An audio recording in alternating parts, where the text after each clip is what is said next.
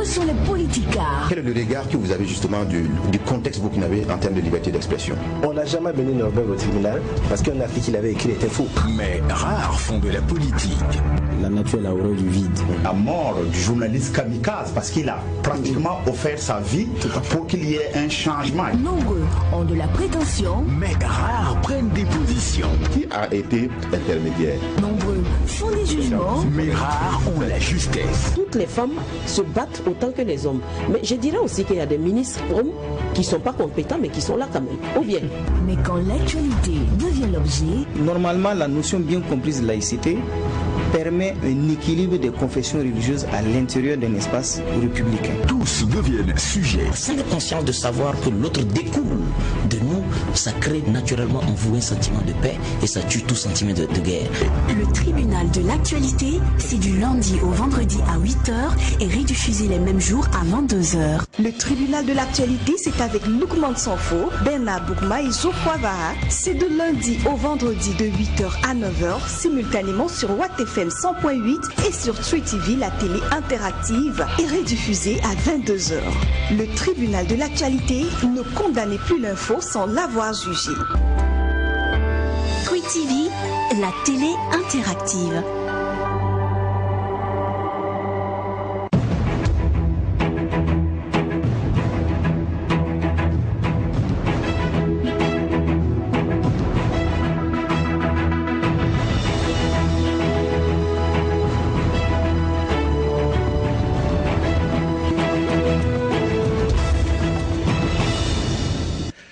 Mesdames et messieurs, bonjour à tous. Fermer les yeux devant le danger, c'est se donner emploi et renoncer à son libre arbitre. Georges Meredith. Et c'est à méditer en cette journée du 3 juillet 2019, mesdames et messieurs. Bien le bonjour et bienvenue au tribunal de l'actualité. Troisième convocation de la semaine, ce rendez-vous où sont jugés les faits majeurs de l'actualité entre approbation et condamnation, confirmation, vérité et dénégation. Nul n'a le droit de condamner qui que ce soit ou quoi que ce soit sans un jugement conséquent. C'est pour cela que nous nous retrouvons du lundi au vendredi à partir de 8h pour les directs pour partager un regard critique et pluriel sur l'actualité. Une version rediffusée vous est proposée les mêmes jours à partir de 22h sur Watt FM à travers la fréquence 100.8 et puis à travers les radios LPC Bobo de la Souté Kodogo et surtout à travers votre télé interactive Tree TV accessible sur la TNT du Burkina Faso et sur le bouquet Canal Plus au numéro 254. Bienvenue à tous et à toutes. Je suis le président Loukman Sanfo. Bonjour au juge au siège, Bernard Boukma, Geoffroy Vaha. Bonjour. Bonjour président, bonjour juge Vaha, bonjour madame, monsieur. Bonjour juge Boukma, bonjour président, bonjour auditeurs et téléspectateurs. Merci à tous les deux d'être sur ce plateau du tribunal de l'actualité. Merci également à toute l'équipe de réalisation de l'émission et surtout à vous, mesdames, messieurs, pour votre constante fidélité. Alors, ce matin, puisque cette émission a pour essence l'actualité, nous allons nous intéresser au lâcher expérimental de moustiques génétiquement modifiés à l'ouest du Burkina Faso. Vous savez que l'Institut de recherche en sciences de la santé du Burkina Faso a procédé lundi à travers le projet Target Malaria à un lâcher à petite échelle de quelques 6400 moustiques à Balan, c'est un village de Bobo Dioulasso. Une opération décriée par des organisations de la société civile qui dénoncent des risques sanitaires et écologiques. Et quelques leaders avaient, vous le savez, entre-temps déposé un recours auprès du tribunal administratif contre ces tests. Et aujourd'hui, après le lâcher, on envisage même une assignation du gouvernement burkinabé devant les instances onusiennes compétentes. On revient justement sur cette affaire avec ceux qui sont au devant de la lutte. Nous avons avec nous M. Tapsoba Ali. Bonjour et bienvenue. Bonjour. Vous êtes écologiste, activiste des droits humains, porte-parole du collectif de citoyens pour l'agroécologie et membre de la Copagène. À vos côtés, nous avons M.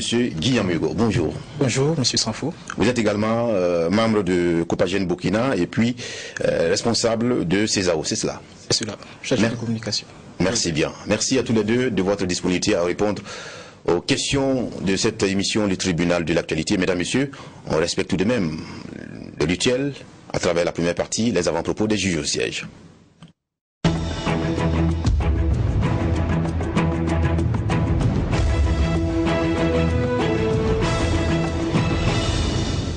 Pour commencer, donnons la parole au juge de l'actualité, Geoffroy Vaha.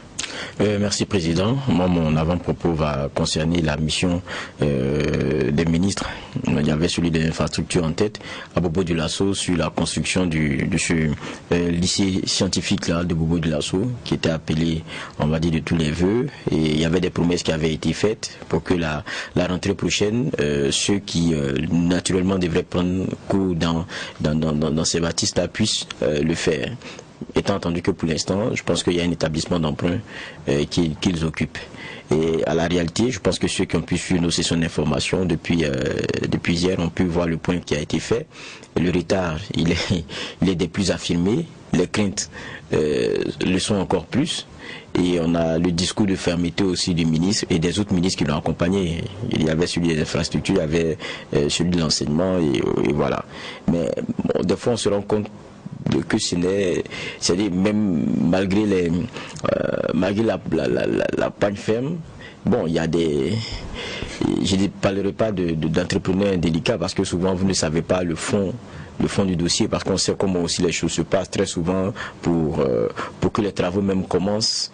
Les fonds ne sont pas donnés à temps. Il y a des travaux préalables qui ne dépendent pas forcément de celui à qui échoue le marché. Il y a plein de choses comme ça qui expliquent dans le fond certains retards. Mais bon, de go comme ça, très souvent lors de ces visites terrain, on met ça sur eux et puis c'est vite fait. Quand ça commence à tirer un peu de toutes parts, on sort en communiqué et puis vous voyez qu'il y a des explications, vous vous rendez compte que ce n'est pas forcément la faute de l'entrepreneur lui-même, il y a des responsabilités partagées. Mais le plus important pour moi, c'est que ces élèves-là puissent effectivement commencer les cours dans ces infrastructures qui ont été prévues. Et puis, que veut la parole du ministre lorsque lui-même, voyant que ça sera difficile, se rappelle encore de la promesse qu'il faisait avec le ton haut et la voix intelligible. C'est fini et c'est ce qu'il faut constater. Maintenant, dans vouloir aussi coûte que coûte respecter les délais, on sait comment les constructions se font, hein.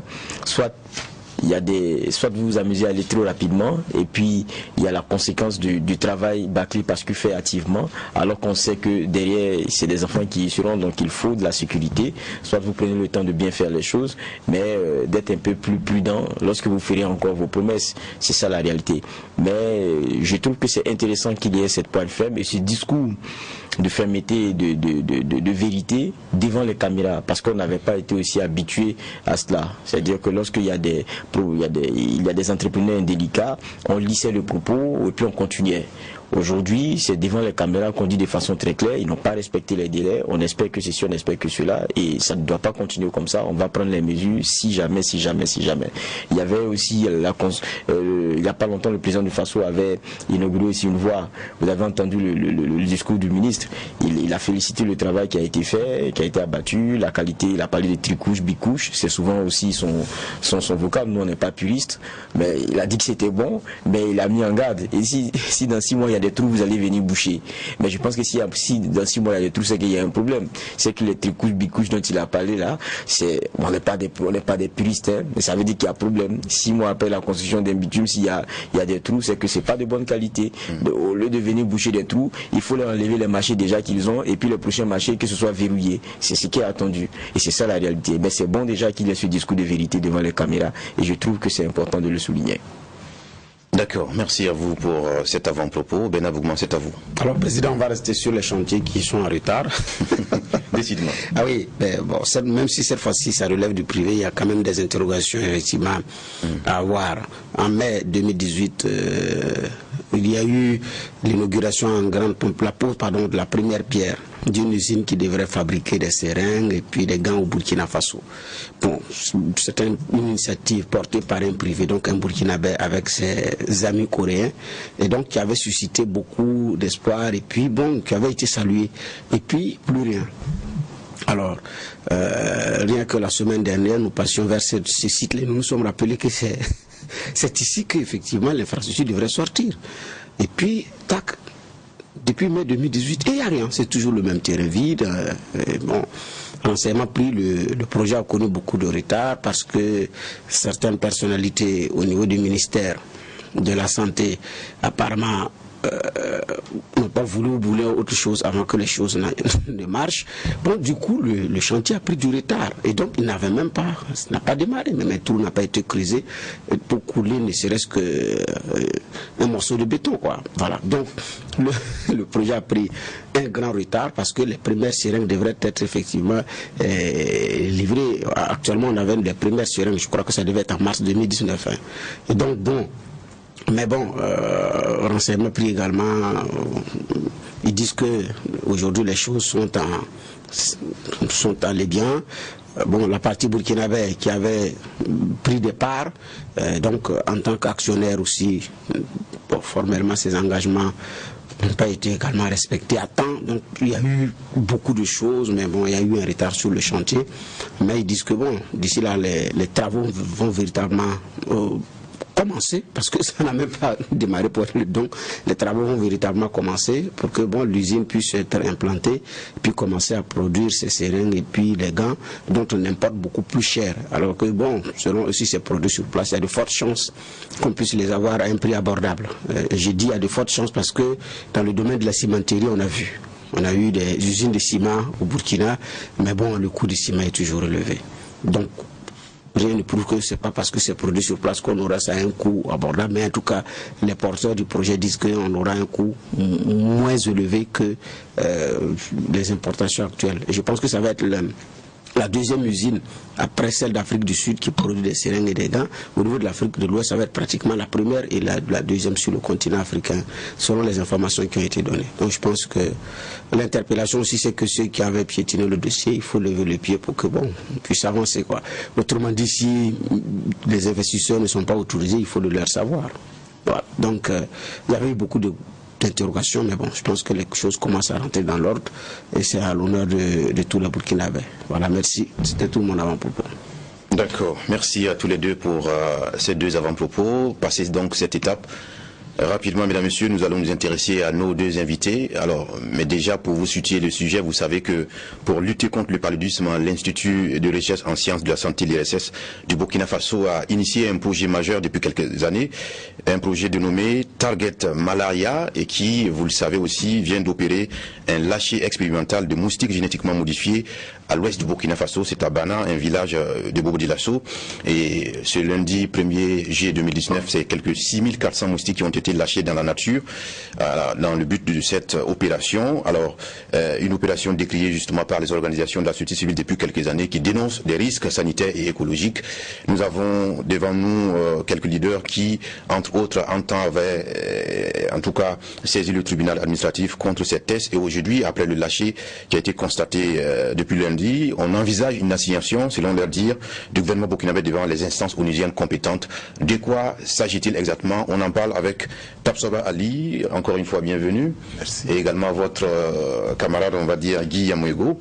Tous les deux, vous êtes membres de la Copagène Burkina. On commencera par définir cette institution parce qu'il semble que c'est un regroupement d'organisations de la société civile à grande échelle. C'est quoi exactement? Alors, il faut dire que le collectif citoyen pour l'agroécologie est un regroupement d'organisations de la société civile, de chercheurs, d'activistes qui travaillent pour la promotion de l'agroécologie. La Copagène, c'est la coalition ouest-africaine pour la protection du patrimoine génétique africain, qui est un regroupement plus large parce que ça prend en compte la dimension nationale et la dimension sous-régionale des différents pays de l'Afrique. Et les deux organisations ont pour mission en fait de travailler à la promotion de l'agroécologie, de travailler à la protection du patrimoine génétique, comme on le disait. Et Guy Césaro, c'est quoi? Le Césaro, c'est le Centre d'études et d'expérimentation économique et sociale de l'Afrique de l'Ouest.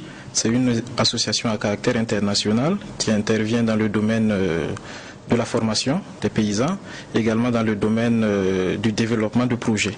Et en tant qu'ONG, nous faisons partie de la coalition pour la protection du patrimoine génétique africain auprès d'autres organisations dont les plus anciennes comptent à peu près 50 ans d'existence.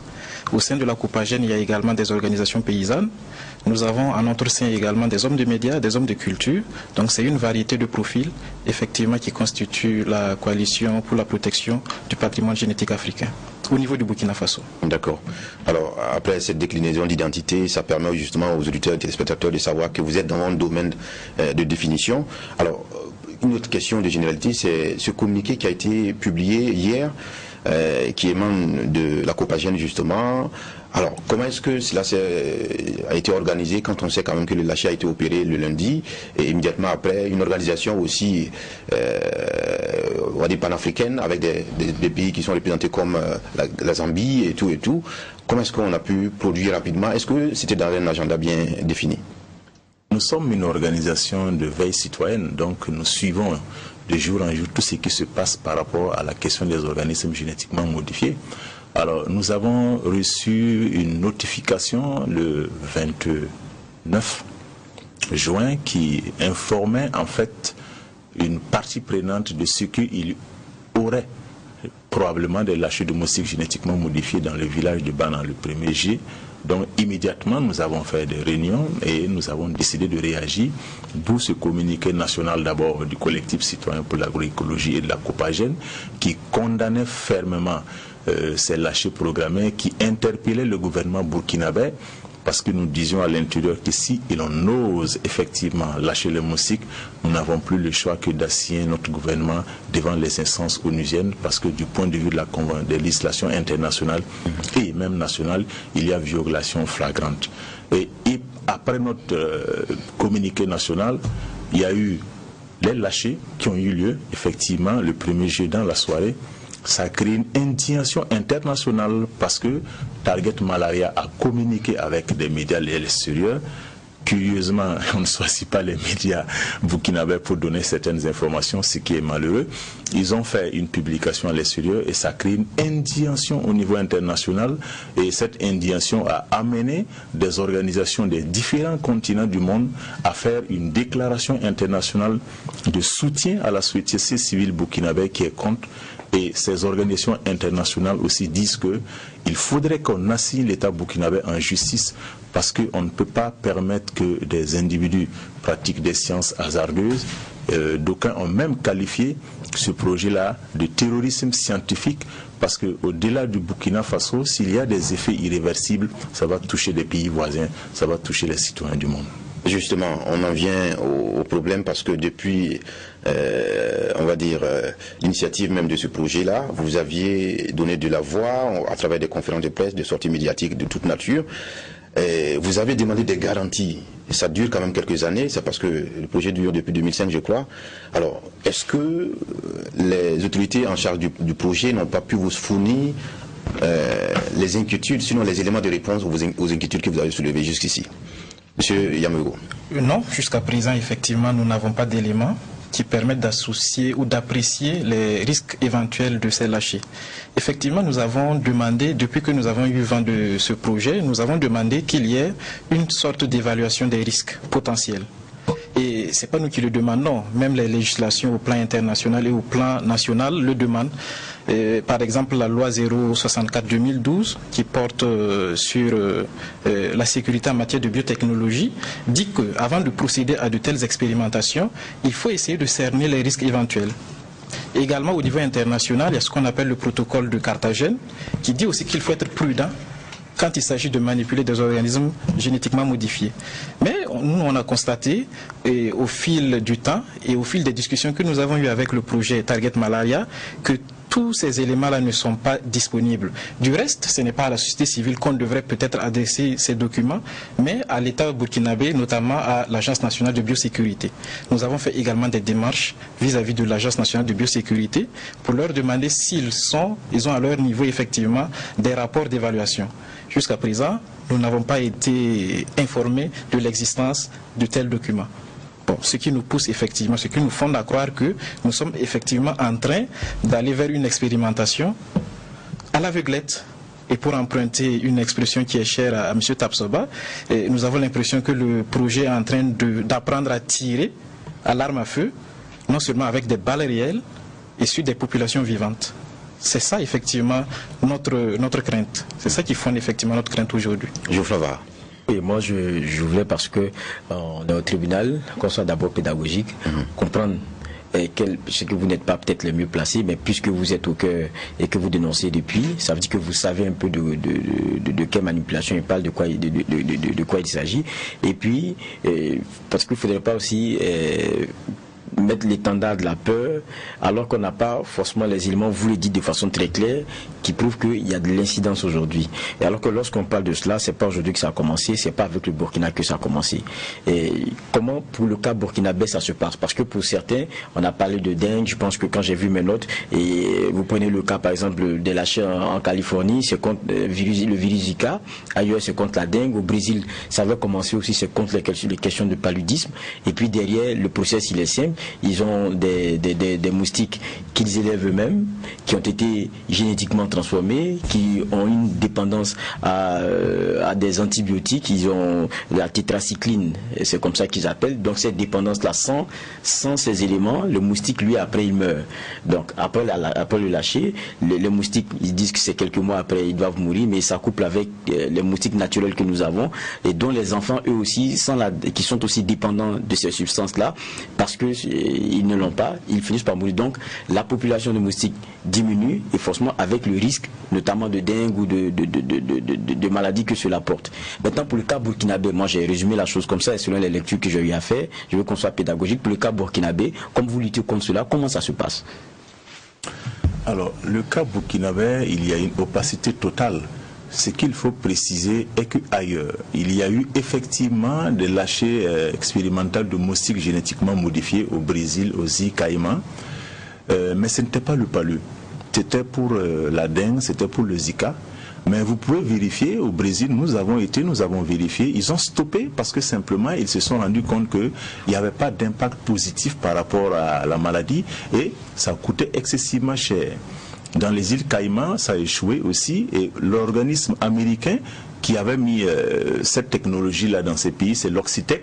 L'Oxitec même a produit une déclaration qui sanctionne effectivement l'échec des moustiques génétiquement modifiés en vue de lutter contre la dengue ou le Zika. Le Burkina, c'est le palu, c'est la première fois au monde qu'on se permet de faire des manipulations de moustiques génétiquement modifiés, soi-disant lutter contre le palu. Et le cas du Burkina, c'est pire que les organismes génétiquement modifiés parce que l'objectif final, c'est pour aboutir au forçage génétique. Comme vous l'entendez bien, forcer les gènes. C'est-à-dire que, au-delà du fait que le Burkina a importé des œufs de l'Imperial College de l'Université de Londres, des œufs génétiquement modifiés qu'on a introduits sur nos territoires, il y en avait 5000. À Bobo, ils n'ont fait que des backcross, c'est-à-dire des rétrocroisements avec des espèces au niveau local pour augmenter la population du moustique qu'ils veulent lâcher.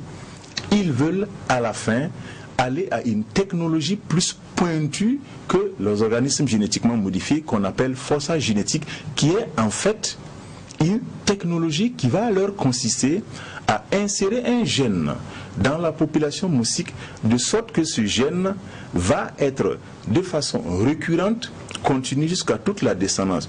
Vous savez que selon la théorie de Mendel par rapport à la question de l'hérédité, nous héréditons chacun à peu près de 50% du caractère du père ou de la mère. Et quand vous regardez dans le jeu de la pyramide, cette hérédité peut se diluer après dans la population.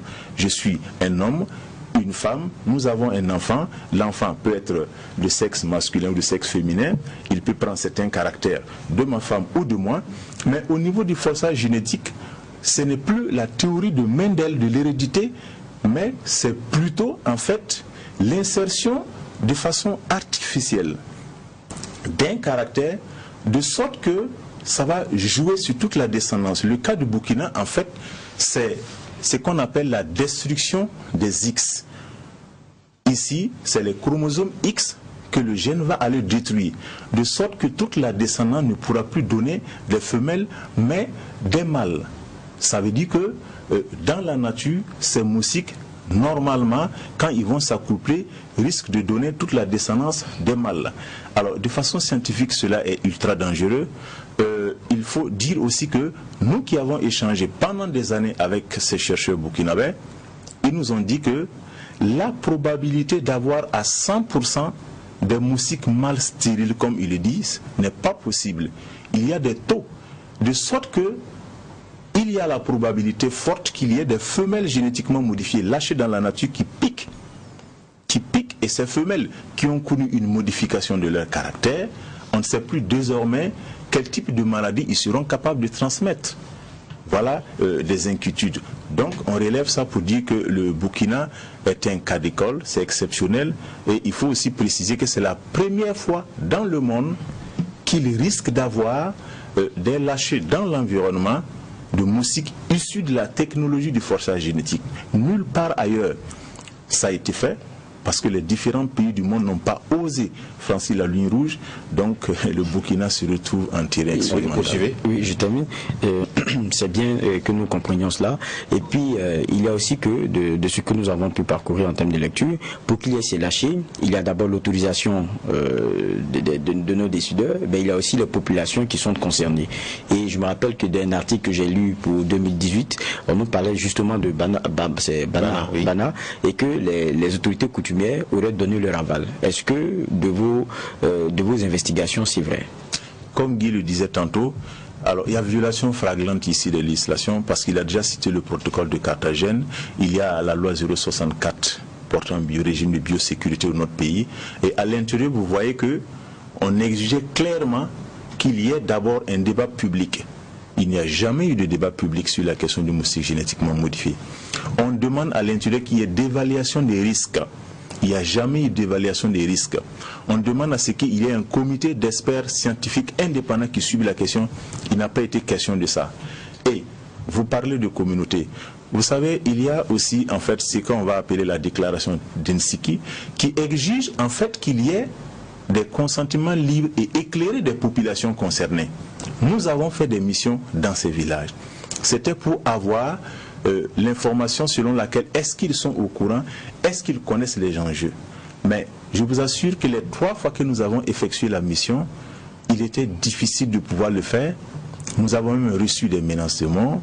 On a menacé d'incendier notre véhicule. Il a fallu l'intervention du maire de l'arrondissement 7. Qui a menacé d'incendier? La population locale, en fait. Pas la population locale, il faut préciser le chef du village, le CVD, 5-6 personnes, c'est-à-dire un noyau au cœur du village. Il a fallu l'intervention du maire de l'arrondissement 7 de Bobo, qui était indigné du fait qu'on empêche des citoyens burkinabés d'aller librement dans un village où des opérations se mènent pour s'informer. Notre objectif était de voir est-ce que les populations sont informées. Et du reste, nous avons pu produire une émission télévisée avec une chercheuse indépendante, et quand vous regardez dans cette vidéo, le conseiller municipal du village de Bana vous dit clairement, en réalité, de consentement, c'est le quartier central du village de Bana où il y a des chefs que le projet travaille avec. Et à l'intérieur, vous allez voir des populations de ce village qui vous disent clairement, on n'est pas au courant. Des populations riveraines qui disent, on n'est pas au courant.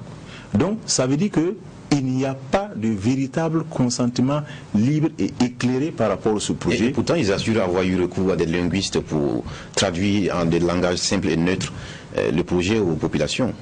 Ils le disent, bon, vous êtes journaliste, ce serait bien que vous effectuez vous-même des sorties de terrain dans les villages de Bana, de Pala et de Surkudinga. Vous allez voir la réalité.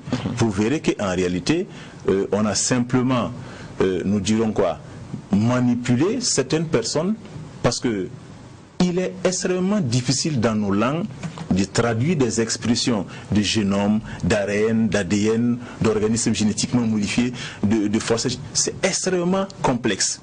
On se contente simplement de dire à certaines populations que nous sommes là pour lutter contre le palud.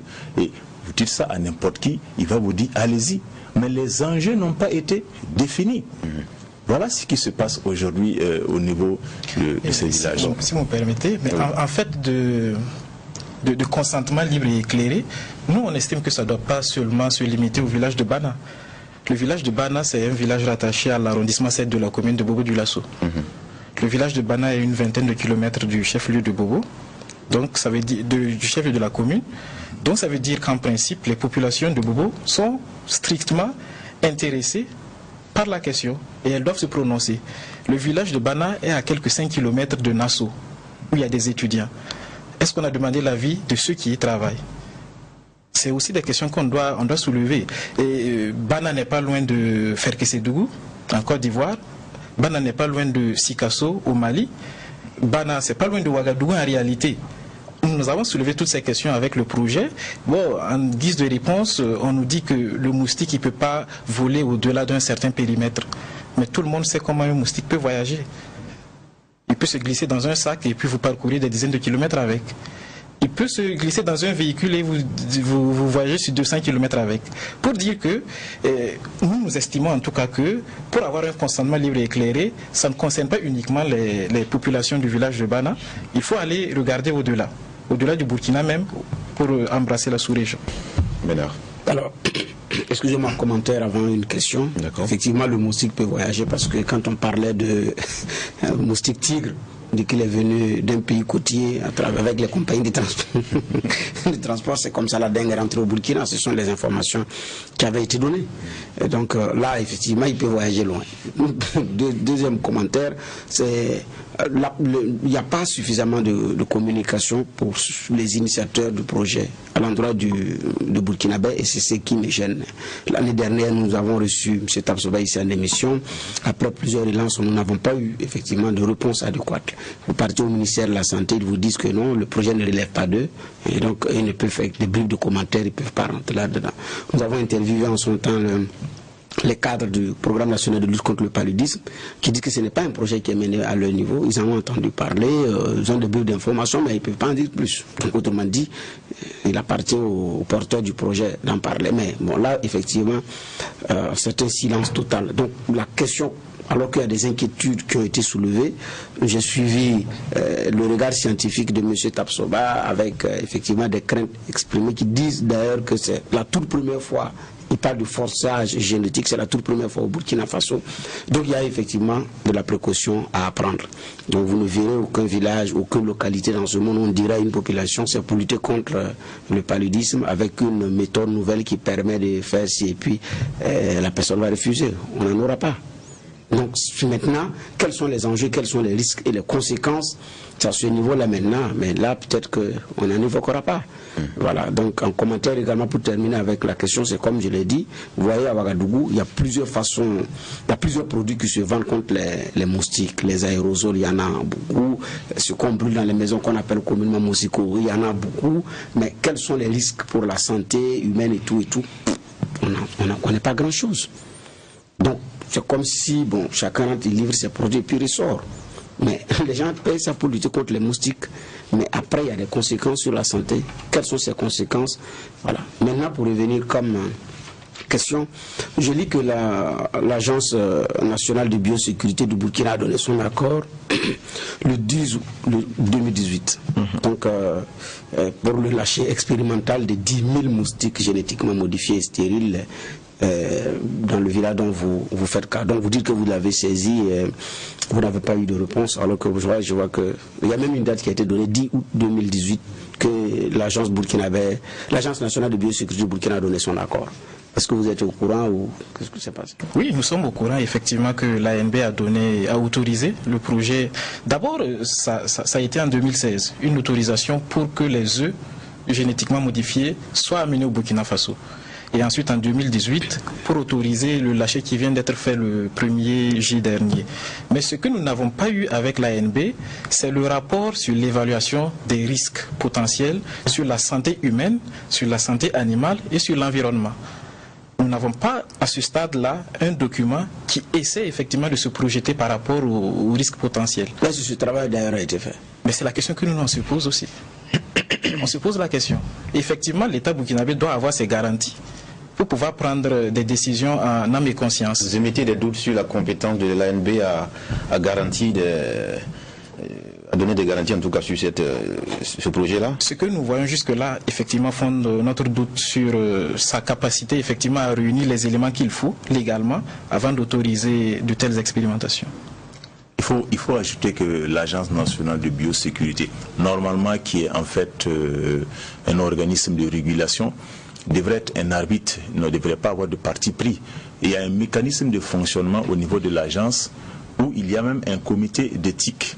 Mais allez-y vérifier, est-ce qu'aujourd'hui, du point de vue réglementaire, l'Agence nationale de biosécurité fonctionne tel qu'on l'a créé à l'époque pour réglementer la circulation des OGM dans notre pays? Vous pouvez vérifier. Et aujourd'hui aussi, il faut dire que l'Agence nationale de biosécurité a donné ses autorisations sans consultation du public, sans respecter des mécanismes juridiques qui régissent le fonctionnement de l'agence. Donc, alors nous, aujourd'hui, on ne peut plus faire confiance à l'Agence nationale de biosécurité. Une question, vous dites qu'il n'y a pas eu de débat public, effectivement, je suis d'accord. Deux, vous dites que sans consulter le public et sans respecter les mécanismes juridiques. Moi, je voudrais savoir comment est-ce que ces trois étapes-là s'opèrent. Le débat public, la consultation du public, mais aussi le mécanisme de respect des dispositions juridiques en la matière. Alors, il faut dire que l'Agence nationale de biosécurité devrait, avant l'autorisation d'importation des jeux dans notre pays, conformément à la législation internationale et la loi nationale, informer les Burkinabés que nous sommes de qu'est-ce que, d'abord, les OGM de façon générale, de quels sont les enjeux qu'il y a, de quels sont les risques potentiels possibles et quels peuvent être les avantages de la technologie. Et ce débat devrait se faire avec tout le monde, les organisations du Burkina Faso. C'est ça que nous appelons le débat public. Ça devrait être dans les médias. Mais ce débat n'a jamais eu lieu.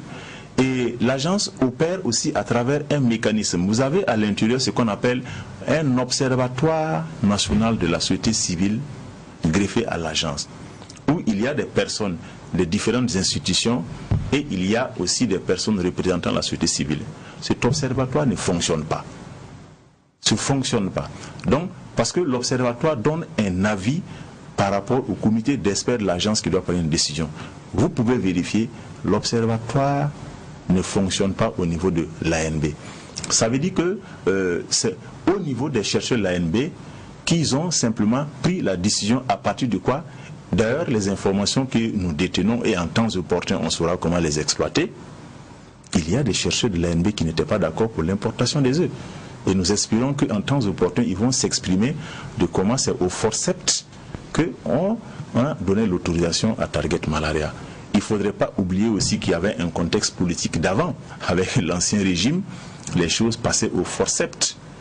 Donc, voilà comment nous... Vous voulez envoyer la question sur le prisme politique. Alors, moi, ma question, quand on écoute souvent quelques-uns de vos camarades, on présente souvent ce projet comme c'était une simple balade scientifique, une aventure presque, alors que ça concerne plus de 130 scientifiques du monde entier qui regroupent 14 institutions internationales sur la question de santé. Est-ce que ce n'est pas quand même une garantie, un saut de sérieux et de précautions nécessaires pour mener le projet? Effectivement, le Target Malaria, c'est un consortium d'instituts de recherche, 14, voilà. En Afrique, en Europe et en Amérique du Nord. Mais nous estimons que c'est pas, en termes de représentation, ce n'est pas seulement ces sensibilités qui se trouvent dans un pays. Il y a la recherche d'une part, mais il y a aussi la société civile d'autre part. Et effectivement, et c'est ce que M. Tabsoba a expliqué tout à l'heure, en termes de débat public, on devrait faire en sorte que toutes les sensibilités puissent se prononcer. Et s'il y a une sensibilité qui n'est pas d'accord, c'est qu'on n'a pas trouvé consensus. Et quand on n'a pas trouvé consensus, effectivement, on ne peut pas entreprendre des actions du genre. C'est ça le principe de prudence, qui est garanti justement au niveau international et même au niveau national. Donc tant qu'on n'a pas effectivement la garantie que toutes les sensibilités au niveau d'un pays donné sont d'accord pour qu'on y aille, il faut observer la prudence. Moi, c'est vrai que vous parlez des textes au niveau international que nous ne maîtrisons pas, mais quand on prend le cas français qui a fait des lâchers aussi d'essais il n'y a pas si longtemps, c'est 3000, si je ne m'abuse, c'est pour cette année même, c'est à le quartier du Parc, à Saint-Marie, c'est un comité qui a siégé là-dessus, c'était 6 voix contre une seule voix, et le lâcher de 3000 a eu lieu. Il n'y a pas eu le même processus dont vous parlez, alors que ils sont soumis aux mêmes lois internationales.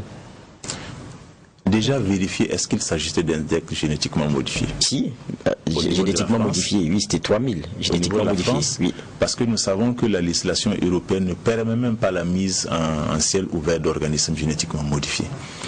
Nous allons donner une précision. Le 29 novembre 2018, devant les instances onusiennes en Égypte, c'était la COP 14. la Convention sur la diversité biologique. Nous avons fait le débat sur la biologie synthétique et la question du forçage génétique a été débattue. Et vous allez vous rendre compte que la plupart des experts dans le monde ont dit prudence. Et la société civile qui demandait un moratoire, alors l'instance onusienne a tranché à travers la déclaration finale de Sharm el-Sheikh en Égypte. Et dans cette déclaration finale, il est dit en substance qu'à partir du moment où il y a pratiquement un vide juridique, à partir du moment où il y a des incertitudes très grandissantes, à partir du moment où il n'y a aucune assurance de cette technologie, on demandait aux États partis de surseoir à toute expérience en milieu ouvert de forçage génétiquement modifié en attendant qu'on poursuive le débat. Donc, rien qu'à partir de la déclaration finale de l'ONU à la Convention sur la diversité biologique de 29 novembre de l'Égypte 2018, le projet Target Malaria n'avait pas le droit de se comporter comme ce qui se passe. Le cas que vous avez cité, nous allons vérifier, sinon vous allez remarquer qu'au niveau international, la plupart des pays sérieux africains, d'Europe, d'Asie et d'Amérique n'acceptent pas la mise en ciel ouvert de ces nouvelles technologies-là. D'ailleurs, l'Union africaine qui avait fait sortir une déclaration tendant à soutenir les organismes génétiquement modifiés, devant l'instance onusienne, il y a des chefs d'État qui ne se reconnaissaient pas dans cette déclaration de l'Union africaine.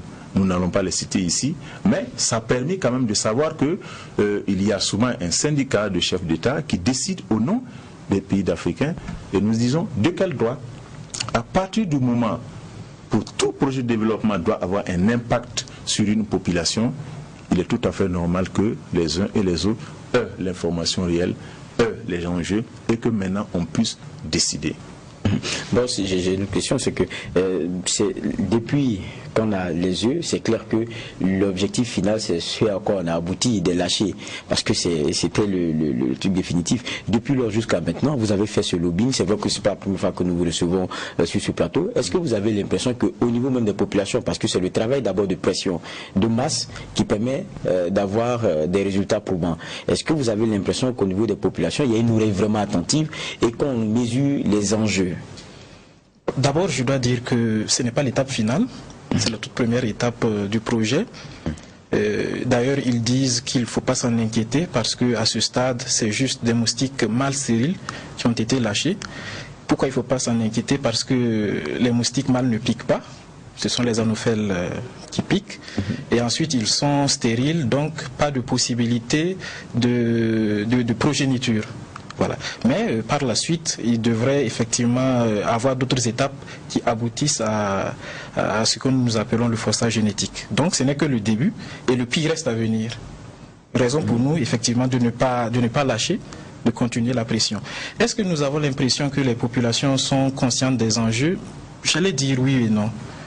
Et quand nous avons effectivement l'opportunité de participer à des émissions comme ça, et quand surtout c'est interactif, nous sentons la participation des populations. Les gens appellent, les gens s'en inquiètent. Mais contrairement par exemple au cas de la forêt de Kwa, nous on n'a pas senti effectivement cette volonté populaire effectivement de dire non. Parce que les enjeux effectivement sont assez énormes. Donc on continue de travailler. Peut-être que c'est la sensibilisation qui n'est pas encore menée jusqu'à fond.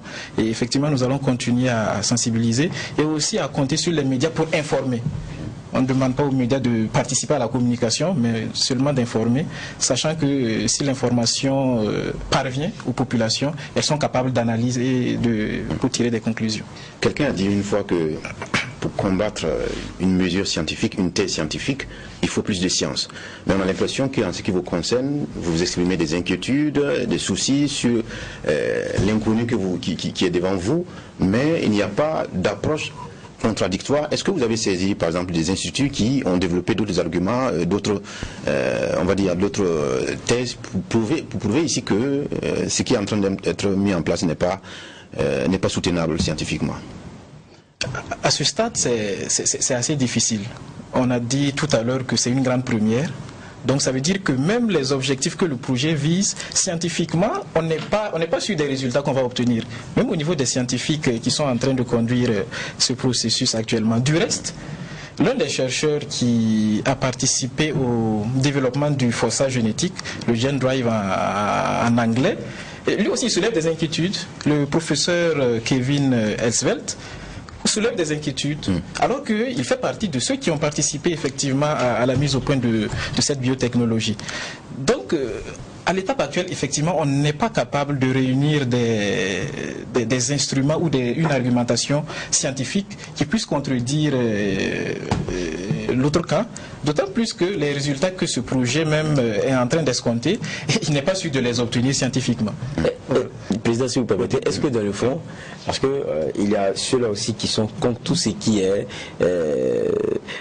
jeu avec les gènes et tout, et ils se disent Dieu seul devrait pouvoir un certain nombre de choses et que l'homme n'a pas le droit de créer et de s'amuser avec ce que Dieu a créé. Et on a ce principe-là qui est une idéologie qui est partagée. Est-ce qu'au fond, c'est pas ce que vous défendez? Est-ce que c'est pas cette... On l'a vu même, ça soit transparent aussi dans une idéologie religieuse, hein, quoi qu'on dise. Et ça, est-ce que c'est pas ça que vous défendez à la fin? Puisque vous ne nous donnez pas la matière du danger, vous donnez l'inquiétude. C'est pas ce principe-là. Il faut dire, il y a la question éthique, c'est vrai, mais sur le plan scientifique, effectivement, il y a des preuves qui démontrent la dangerosité de ces instruments. Il vous souviendra, il y a 2 ans, que c'est un centre de recherche au niveau sous-régional qui avait fait une publication scientifique qui démontrait que les moustiques génétiquement modifiés étaient très dangereux au niveau de l'environnement. Et il y a pas de 170 experts au niveau international qui ont démontré que les manipulations génétiques peuvent créer des conséquences désagréables. Il vous souviendra le cas pratique du Burkina, pour parler en français facile, lorsqu'on a modifié génétiquement le coton, nous avions prévenu, et à la fin vous avez vu que ça réduit la longueur de la fibre, ça réduit la qualité du cotonnier burkinabé et ça crée tous les problèmes dont nous connaissons jusqu'aujourd'hui. Voilà un cas simple. Et il y a eu dans plusieurs pays du monde où c'est démontré, le professeur Seralini l'a démontré, plein de ses collègues l'ont démontré que la manipulation génétique du point de vue avec les animaux qu'avec les plantes ne peuvent qu'engendrer des conséquences telles que des tumeurs, telles que favoriser les cas du cancer, telles que réduire la stérilité des organismes. Ça, ce sont des publications scientifiques qui existent. Et je reviens sur le cas de l'Égypte en 2018. Nous sommes retrouvés, le SAFTA qui est en fait un comité scientifique international pour se départager. Et il y avait les experts scientifiques qui démontraient par A plus B qu'il ne fallait pas s'hasarder sur ces sciences incertaines parce qu'ils donnaient des rapports, ne serait-ce qu'à partir du moment où il y a eu des manipulations génétiques ailleurs. Il n'y a pas eu de forçage génétique, comme me le dit, c'est nouveau. Mais au moins, la manipulation d'organismes génétiquement modifiés, qui n'est qu'une étape pour atteindre le forçage génétique, a déjà donné des conséquences.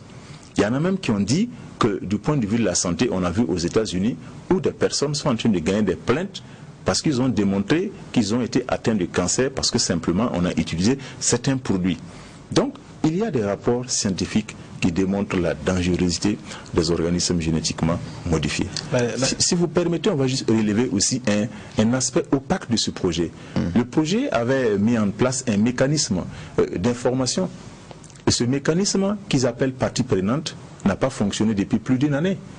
Et rien que avant-hier, nous échangeons avec le président, Dr Souri, qui est le responsable de cette partie prenante, qui était indigné du fait qu'on mette en place un mécanisme d'information et que plus d'1 année après, ce mécanisme, il n'y a eu aucune information et qu'ils apprennent au pif qu'il y a des lâchers. Et les jours à venir, je pense qu'ils vont aussi réagir pour vous montrer comment ce projet fonctionne de façon opaque. Oui, mais la suite, c'est quoi? Il y a des inquiétudes, il y a vos démonstrations scientifiques, mais est-ce que, voilà, la suite, concrètement, qu'est-ce que vous allez faire? La prochaine étape? On a une caution nationale à travers l'ANB, l'IRSS, qui est l'institut qui supervise le projet, a donné sa caution.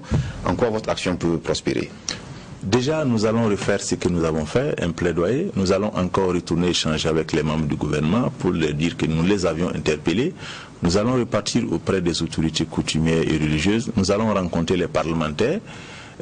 Nous allons comme on l'a dit, ester le gouvernement burkinabé devant les instances onusiennes, parce que nous pensions qu'il y a une complicité coupable de la part du gouvernement par rapport à ce terrorisme scientifique et qu'il faut taper très fort, parce qu'il n'est pas normal que dans un pays qui se respecte, il puisse avoir des sciences qui se mènent, qui doivent avoir des impacts sur les humains et que le gouvernement n'y pipe pas un mot. Donc voici des actions qui vont se dérouler dans les jours à venir. Une chose est sûre, nous n'allons pas nous laisser faire et nous n'allons pas permettre que cela puisse prospérer, arriver où ils sont en train d'arriver. En dehors de ça, il y aura d'autres actions d'éclat. Normalement, nous devrions faire un sitting, mais le contexte sécuritaire, nous allons apprécier. Si le contexte est favorable et qu'on a les autorisations nécessaires, nous allons faire encore des marches, nous allons faire des sittings. Au plan national, les mécanismes juridiques pour trancher sur ces questions-là, est-ce qu'il n'y en a pas? Vous parlez déjà de l'ONU. Oui, oui. Au plan national, il y en a. En fait, la plainte, on va le déposer au plan national, mais on va aussi aller plus loin parce que la question ne concerne pas seulement le Burkina Faso. Il y a les pays voisins qui sont inquiets parce qu'il l'a dit, le moustique, ça traverse les frontières. Voilà, ça intéresse le monde entier. Voilà pourquoi nous, non seulement on va ester les gens en justice au niveau national, mais aussi nous allons aller à des instances internationales parce que l'enjeu est vraiment de taille. Est-ce que le bailleur de fonds qui est derrière ce projet y est pour quelque chose? Parce que d'aucuns disent qu'il y a beaucoup qui ont des griefs contre la fondation Bill et Melinda Gates. Du coup, ça accentue aussi la lutte. Est-ce que c'est votre cas? Bon, nous ne sommes pas dans le secret des dieux, mais en termes de philanthropie, on sait ce qui se cache en général derrière. Il y a effectivement la fondation Bill et Melinda Gates qui est partenaire. Il y a également une autre organisation, la Open Philanthropy Project. Ce sont les deux grands bailleurs du projet. Mais d'ores et déjà, on se rend compte que la question du forçage génétique, avant même d'avoir des résultats palpables, intéresse et les multinationales et l'industrie pharmaceutique. Et même une certaine littérature parle d'un intérêt de l'armée américaine. On peut effectivement se dire qu'il n'y a rien sans rien. On ne finance pas pour les beaux yeux de l'Afrique. Ce qui intéresse effectivement ces bailleurs, ce n'est pas les malades du palu. Nous, en tout cas, nous sommes fondés de croire qu'il y a des intérêts économiques qui sont derrière. Et du reste, l'expérimentation qui est en train d'être menée actuellement concerne une seule espèce de moustique. Sous nos tropiques, il y en a 4 qui transmettent le palu, ce qu'on appelle les Anopheles funistes, les Anopheles coludzi, les Anopheles arabiensis et les Anopheles gambiers. Voilà, le projet Target Malaria travaille uniquement sur les Anopheles gambiers. Et effectivement, on se dit que même si il arrive à obtenir des résultats, le palu pour autant ne va pas partir puisqu'il y a 3 autres espèces qui sont susceptibles de transmettre le paludisme. Du coup, effectivement, nous, on se dit que on est en train on cherche un terrain d'expérimentation. Fort heureusement ou fort malheureusement, c'est le Burkina qui a accepté dans le monde entier. Et dans la population mère des 4 moustiques susceptibles de transmettre le palu, le projet a tiré un échantillon d'une seule espèce pour pouvoir effectivement conduire son expérimentation et délivrer les résultats à celui qui a commandé. C'est ce que nous pensons. Il faut dire que pourquoi la fondation Bill Gates ne finance pas les projets de politique d'hygiène et d'assainissement dont on a besoin pour éradiquer le palu? Des pays comme l'Uruguay, l'Algérie viennent d'être déclarés des pays sans palu par l'OMS. Ce sont des politiques d'hygiène et d'assainissement. Pourquoi la fondation Bill Gates n'encourage pas déjà des programmes au niveau du gouvernement? On voit des moustiquaires qu'on donne. Il y a le vaccin des nanoro dont on a prouvé l'efficacité à plus de 60%. Pourquoi la fondation Bill Gates n'injecte pas l'argent pour qu'on vulgarise le vaccin? Pourquoi la fondation Bill Gates n'encourage pas les éminents chercheurs burkinabés qui ont trouvé des plantes capables de repulser les moustiques? Pourquoi la fondation Bill Gates n'encourage pas la mise à disposition de tout le monde de l'artémisia dont on a démontré l'efficacité contre le palu? Voilà des questionnements. Et pourquoi la fondation Bill Gates s'hasarde dans ces sciences incertaines? Qu'est-ce que l'armée américaine, à travers la DARPA, qui est un organisme de l'armée américaine, est en train de chercher dans cette recherche? Voilà, donc nos inquiétudes sont véritablement fondées. C'est pour ça que nous appelons que c'est de la médecine coloniale. C'est en fait c'est un néocolonialisme scientifique qui est en train de s'opérer. ça a des visées qui ne sont pas des dessins nobles. Voilà des questions qui ne font qu'accentuer la peur des Burkinabés dans ce projet. On n'a que 2 minutes à passer ensemble. Les juges vont se partager 1 minute pour tirer une lecture de ce passage-là. Bernard. Bon, une lecture de ce passage, moi je pense qu'ils sont dans leur rôle de pouvoir exprimer les convictions qui sont les leurs avec effectivement des arguments scientifiques. Donc, difficilement opposable parce que l'autre camp, c'est le silence. Et puis bon, nous ne sommes pas des scientifiques dans ce domaine-là vraiment, mais les arguments pertinents qui ont été développés, oui c'est vrai. Ce débat public on ne l'a pas vu, cette vulgarisation on ne l'a pas vu. Ça, un mécanisme au niveau de l'Agence nationale de biosécurité qui ne fonctionne pas. Et c'est une réalité. Maintenant, pourquoi est-ce que réellement on s'hasarde sur ce programme-là alors qu'on peut investir ailleurs pour avoir plus de résultats contre le paludisme? C'est la question personnelle que je me pose, mais n'ayant pas l'autre cas en face, pour le moment c'est un seul son de cloche qu'on a. Geoffroy Waha. Non, mais moi, pour moi, c'est que même sans cas en face, il y a la légitimité de s'interroger sur ce qui pourrait arriver après. Parce que même ceux qui sont les champs de la manipulation génétique le disent eux-mêmes, les implications et les conséquences, c'est des générations après qu'on s'en rend compte. Donc il n'y a pas de laboratoire qui nous permette de pouvoir dire aujourd'hui que c'est mauvais ou c'est bon. Et donc quand ça sera mauvais, on va constater. Maintenant, comment accepter, nous, que nous soyons un laboratoire à ciel ouvert? Ça pose un problème qui mérite un débat de fond, où on ne peut pas faire pour nous quelque chose alors que nous sommes absents. Il faudrait qu'il y ait un débat de fond là-dessus. Moi, je rejoins clairement leur démarche sur ce chapitre-là. Faire comprendre aux populations que ce n'est pas faire peur que de leur dire la réalité de l'enjeu qu'il y a aujourd'hui. Peut-être que, conscient de cela, on regarderait le problème autrement et que ça serait une préoccupation comme la forêt de Kouwa. D'accord. Merci à tous les 4. M. Guillaume Yogo et M. Ali Tapsoba d'être passés nous éclairer sur cette affaire de lâcher de moustiques au niveau de la ville de Bobo-Dioulasso, précisément dans un village environnant, c'est à Bana, et on espère qu'on aura une réaction du camp d'en face pour nous expliquer le bien fondé de cette, on va dire, aventure scientifique, si on peut le dire ainsi. Merci, et on vous retrouve demain, jeudi, pour la 4e convocation de la semaine de votre émission, le tribunal de l'actualité. Que la paix nous fasse la guerre, que la guerre nous fasse la paix. Au revoir.